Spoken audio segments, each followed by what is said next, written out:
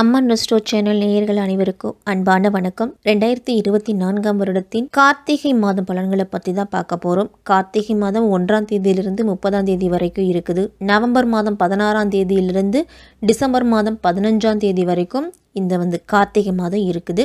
கார்த்திகை மாதத்தோட கிரக நிலைகளை முதல்ல நம்ம பார்த்துருவோம். ரிஷபத்தில் குரு பகவான் வக்ரம் பெற்று செஞ்சிருக்கிறாரு. ராகு மீனத்திலையும், கேது கன்னியிலையும், சனி வக்ர நிவர்த்தியா இந்த மாதம் முழுவதும் கும்பத்துல செஞ்சிருக்கிறாரு. விருச்சிக ராசியில சூரியன் புதன் இணைவு இருக்குது. கடக ராசியில செவ்வாய் இருக்கிறாரு. தனுசு ராசியில சுக்கிரன் இருக்கிறாரு. இந்த கார்த்திகை மாதத்தின் தொடக்கத்துல கிரகங்கள் எல்லாமே இப்படிதான் செஞ்சிருக்குது. நவ கிரகங்களின் தலைவனான சூரியன் விருச்சிக ராசியில பயணம் செய்யக்கூடிய மாதம்தான் இந்த கார்த்திகை மாதம். விருச்சிக ராசியில சூரியன் புதன் இணைஞ்சி புத ஆதித்ய யோகத்தை கொடுக்குது. ஒவ்வொரு மாதத்திலையும் கார்த்திகை நட்சத்திரம் அப்படிங்கிறது வரும். இருந்தாலும் இந்த கார்த்திகை மாதத்துல வரக்கூடிய கார்த்திகை நட்சத்திரத்துக்கு தனி சிறப்பு அப்படிங்கிறது உண்டு. ஏன்னா இந்த கார்த்திகை நட்சத்திரத்தை தான் நம்ம திருக்கார்த்திகை அப்படின்னு பெரிய திருவிழாவா கொண்டாடுறோம். திருக்கார்த்திகை என்ற முருகப்பெருமானுக்கு அபிஷேகத்துக்கு தேவையான பொருள்களை வாங்கி கொடுங்க. முருகப்பெருமானுக்கு விரதம் இருந்து வழிபட்டீங்க அப்படின்னா அந்த முத்துக்குமரன் முத்தான வாழ்க்கையை நமக்கு கொடுப்பாரு. திருக்கார்த்திகை அப்படின்னு பார்த்தோம்னா 28ஆம் தேதி வருது. 13/12/2024 வெள்ளிக்கிழமை வருது. இந்த வருடம் திருக்கார்த்திகை நமக்கு. அதற்கு முந்தைய நாள்னு பார்த்தோம்னா பரணி தீபம், பாவங்கள் போக்கும் பரணி தீபம் அப்படின்னு பழமொழி. அதனால பரணி தீபத்தன்று நம்மளுடைய இல்லத்துல தீபம் ஏற்றி வழிபாடு அப்படிங்கிறத செய்யணும். அப்பதான் நம்மளுடைய பாவங்கள் குறைஞ்சி புண்ணியத்தை நம்ம சேர்த்துக்கிறதுக்கு வழிவகுத்து கொடுக்கும். இந்த மாதத்தோட கிரக பெயர்ச்சி அப்படின்னு பார்த்தோம்னா ரிஷபராசியில குரு பகவான் இந்த மாதம் முழுவதும் வக்ரம் பெற்று செஞ்சரிக்கிறாரு. கடகத்துல செவ்வாய் நீச்சம் பெற்று செஞ்சரிக்கிறாரு. கார்த்திகை மாதம் 18ஆம் தேதி சுக்கிரன் மகர ராசியில இருக்கிறாரு. கார்த்திகை மாதம் 18ஆம் தேதி நீச்சம் பெற்ற செவ்வாய் வக்கரமாகிறாரு. இந்த மாதம் முழுவதும் சனியை பார்க்குறாரு. அப்போ ஒவ்வொரு ராசிக்காரர்களுக்கும் எப்படிப்பட்ட பலன்கள் எல்லாம் கிடைக்க போகுது அப்படின்னு விரிவாகவே நாம் பார்ப்போம். சுக்கிரனை ராசி அதிபதியாக கொண்ட துலாம் ராசிக்காரர்களே, உங்களுக்கு இந்த கார்த்திகை மாதம் எப்படி இருக்கும், என்னென்ன பலன்கள்லாம் கிடைக்கும் அப்படின்னு தான் தெரிஞ்சுக்க போகிறோம். உங்கள் ராசிநாதன் சுக்கிரன் 3ஆம் இடத்தில் அமர்ந்திருக்கிறாரு. 3ஆம் இடம் அப்படிங்கிறது ஒரு மறைவு ஸ்தானம். குருவும் சுக்கிரனும் பரிவர்த்தனை யோகம் பெற்று சஞ்சரிக்கிறாங்க. சில சமயங்களில் துலாம் ராசிக்காரர்களுக்கெல்லாம் ஒரு சில தடைகள் அப்படிங்கிறது எல்லா காரியத்திலையுமே வரும். எந்த காரியத்தை நீங்கள் தொடங்கினாலும் ஒரு தடைகள் வருவது போல தோன்றி உங்களுக்கு கடைசி நேரத்தில் வெற்றியை கொடுப்பாரு. கொஞ்சம் கோபம் அப்படிங்கிறது அதிகமாக இருக்கும். எந்த ஒரு புதிய விஷயமா இருந்தாலும் கொஞ்சம் யோசிச்சு நிதானமாக முடிவெடுக்கிறது நல்லது. துலாம் ராசிக்காரர்களுக்கெல்லாம் 6ஆம் இடத்துக்கும் 8ஆம் இடத்துக்கும் அதிபதி பரிவர்த்தனை யோகம் பெற்று சஞ்சரிக்கிறதால எதிர்ப்பு, பகை, வம்பு, வழக்கு இந்த மாதிரியான விஷயத்திற்கெல்லாம் இந்த மாதத்தில் போகாமல் இருக்கிறது தான் துலாம் ராசிக்காரர்களுக்கு நல்லது. இதை ஞாபகத்தில் வச்சுக்கணும். 2ஆம் இடத்துல சூரியன் இருக்கிறார். லாபாதிபதி சூரியன் குடும்பஸ்தானம் தனஸ்தானத்தில் இருக்கிறாரு. பாக்கியாதிபதி புதனோடு இணைஞ்சு புத ஆதித்ய யோகத்தை கொடுக்குறாரு துலாம் ராசிக்காரர்களுக்கெல்லாம். சனியோட பார்வையும் இருக்குது. குரு 8ஆம் இடத்துலேருந்து சனியை பார்க்குறாரு. அப்போ தன வரவு அப்படிங்கிறது சிறப்பாக இருக்கும்.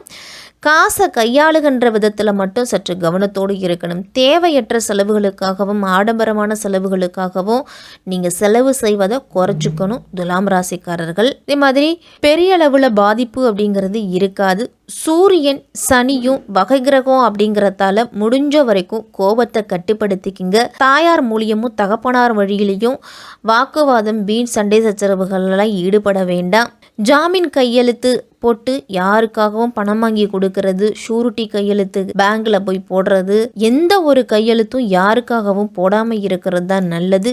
அலைச்சல் அப்படிங்கிறது அதிகமாகவே இருக்கும். துலாம் ராசிக்காரர்களுக்கெல்லாம் பயணம் அதிகரிக்கிறதன் மூலமும் உங்களுக்கு லாபம் அப்படிங்கிறது உண்டு.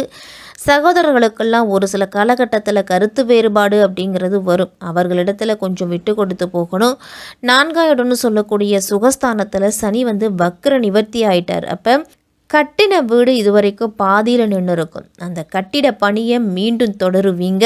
சொந்த வீடு அமைப்பு அப்படிங்கிறது இருக்குது. துலாம் ராசிக்காரர்களுக்கெல்லாம் படிப்பு மாணவர்களுக்கெல்லாம் சிறப்பாக இருக்கும். மாணவர்களுக்கெல்லாம் சனி பகவான் இதுவரைக்கும் வக்கரத்தில் இருந்ததால் மறதி, மந்த நிலை, படிப்பில் நாட்டமின்மை இதெல்லாமே இருந்திருக்கும். இனிமேல் இந்த பிரச்சனைகள்லாம் குறைஞ்சி படிப்பில் நாட்டம் அப்படிங்கிறது அதிகமாகவே இருக்கும். மாணவர்களுக்கு 6ஆம் இடத்துல ராகு இருக்கிறார். கடன், நோய், பகை அப்படின்னு சொல்லக்கூடிய இடத்துல ராகு இருக்கிறதால இதை எல்லாத்தையுமே குறைக்க செய்வார். கடன் இருந்துச்சுன்னா அதில் ஒரு பகுதியை கொடுத்து முடிப்பீங்க. முன்பு இருந்த உடல்நல பிரச்சனை இந்த மாதத்தில் சற்று குறைவாக தான் இருக்கும். மாதத்தின் தொடக்கத்திலேயே உங்கள் ராசிநாதன் சுக்கிரன் சுகஸ்தானத்தில் சஞ்சரிக்கிறாரு. 8ஆம் இடத்துல குரு பகவான் இருக்கிறாரு. அஷ்டமத்து குருவோட ஆதிக்கமும் உங்களுக்கு இருக்குது. அதனால் அலைச்சல் அப்படிங்கிறது அதிகரிக்கும். உழைப்பிற்கு ஏற்ற பலன் கிடைக்கலையே அப்படின்னு கவலைப்படுவீங்க. ஊர் மாற்றம், இடமாற்றம், உத்தியோக மாற்றம் வந்தாலுமே அதை சரியாக பயன்படுத்தி கொள்ள முடியாத சூழ்நிலை துலாம் ராசிக்காரர்களுக்கெல்லாம் வரும். ரிஷப ராசியில் சஞ்சரிக்கக்கூடிய குரு இந்த மாதம் முழுவதுமே வக்கரம் பெற்று தான் சஞ்சரிக்கிறாரு. குரு வக்கரம் பெறுவதால் உத்தியோகத்தில் நினைச்ச இடத்திற்கு இடமாறுதல் அப்படிங்கிறது கிடைக்கும்.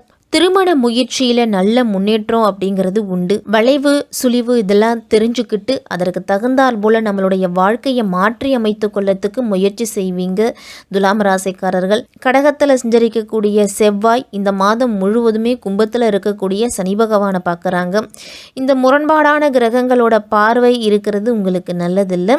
எனவே தன வரவுல தடுமாற்றம் அப்படிங்கிறது இருக்கும். மாற்று இனத்தார்களோட ஒரு சில பிரச்சனை அப்படிங்கிறது வரலாம்.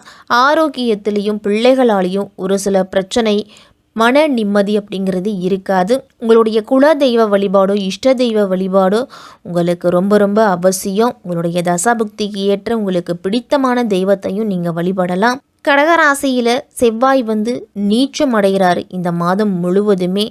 ராசிக்கு தனாதிபதியான செவ்வாய் நீச்சம் பெறுவது உங்களுக்கு நல்லதல்ல.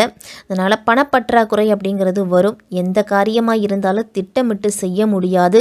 சப்தமாதிபதியாகவும் செவ்வாய் இருக்கிறதால குடும்ப உறவில் ஒரு சில விரிசல் அப்படிங்கிறது ஏற்படலாம். உடன்பிறப்புகளோட ஒத்துழைப்பு உங்களுக்கு குறையும். மகர ராசிக்கு சுக்கிரன் கார்த்திகை மாதம் 18ஆம் தேதி போகிறாரு. சுக்கிரன் உங்கள் ராசி அதிபதியாகவும் இருக்கிறாரு, அஷ்டமாதிபதியாகவும் இருக்கிறாரு. சுக்கிரன் மகரத்துக்கு வரும் பொழுது இடம் பூமியால் யோகம் அப்படிங்கிறது கிடைக்கும். உங்களுக்கு உத்தியோகத்திலலாம் மேலதிகாரிகள் கேட்ட சலுகைகளை உங்களுக்கு கொடுப்பாங்க. ஆடை ஆபரண சேர்க்கை அப்படிங்கிறது பெண்களுக்கு உண்டு. குடும்பத்தில் இருந்துட்டு வந்த பிரச்சனைகள் எல்லாமே முடிவுக்கு வரும். வாகனங்களை மாற்றணும் அப்படின்னு நினச்சவங்களுக்கெல்லாம் அந்த முயற்சி அப்படிங்கிறது கைகூடி வரப்போகுது. கடகராசியில் சஞ்சரிக்கக்கூடிய செவ்வாய் கார்த்திகை மாதம் 18ஆம் தேதி வக்கரம் பெறுறாரு. செவ்வாய் வக்கரம் ஆகும்போது மட்டும் சற்று கவனத்தோடு இருக்கணும். தைரியம் அப்படிங்கிறது குறையும். உங்களுடைய மதிப்பை தக்க வச்சு கொள்ளுறதே சற்று கடினமான காலமாக இருக்கும்.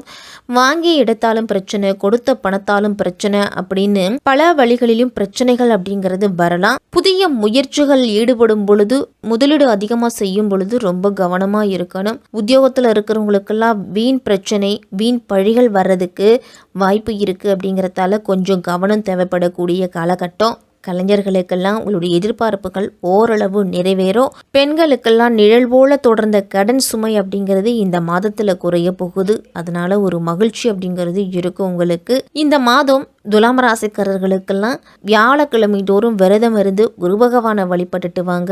வெள்ளிக்கிழமையில் அருகில் இருக்கக்கூடிய அம்பாள் வழிபட்டுட்டு வந்தீங்க அப்படின்னா உங்களுக்கு மிகப்பெரிய முன்னேற்றம் அப்படிங்கிறது உண்டு துலாம் ராசிக்காரர்களுக்கு இந்த கார்த்திகை மாதம்.